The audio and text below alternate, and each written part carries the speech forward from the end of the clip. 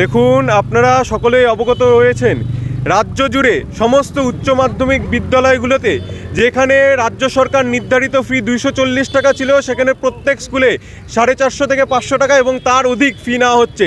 তার একমাত্র কারণ রাজ্য সরকার স্কুলগুলোকে পর্যাপ্ত অর্থ, সেই অর্থ বাৎসরিক অর্থ সেটা বরাদ্দ করছে না। কিছু কিছু উচ্চ মাধ্যমিক বিদ্যালয়গুলিতে যেখানে অর্থ বরাদ্দ করা হতো বাৎসরিক 50,000 টাকা, সেখানে 25,000 টাকা করে সেখানে দেওয়া হচ্ছে। তার জন্য স্কুল শিক্ষকরা বাধ্য হয়ে ছাত্রছাত্রীদের কাছ থেকে অধিক পরিমাণে ফি তারা আদায় করছে এবং তার জন্য যারা গরিব যারা ছাত্রছাত্রীরা আছে তারা অনেক বড় সমস্যার সম্মুখীন হয়েছে। আর যখন সমস্যা আসে আমরা দেখতে পারি এই রাজ্যের যে শিক্ষামন্ত্রী ব্রাত্য বসু সে মিসিং হয়ে যায়, সে তখন মিস্টার ইন্ডিয়া হয়ে যায়, সে তখন কোন কালীঘাটের তালির চালার নিচে গিয়ে লুকিয়ে পড়ে সেটা আমরা জানি না। যখনই কোনো সমস্যা আসে তখনই তাকে খুঁজে পাওয়া যায় না।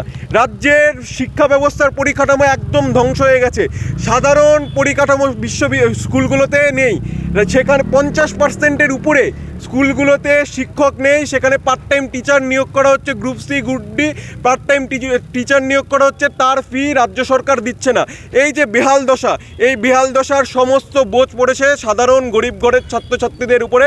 আমাদের দাবি স্পষ্ট, অবিলম্বে রাজ্য সরকারকে এই যে স্কুলকে বরাদ্দ টাকা তার পরিমাণ বাড়াতে হবে এবং নির্দিষ্ট স্কুল ফি প্রত্যেকটা স্কুলকে জানাতে হবে যে তার বেশি নেওয়া যাবে না।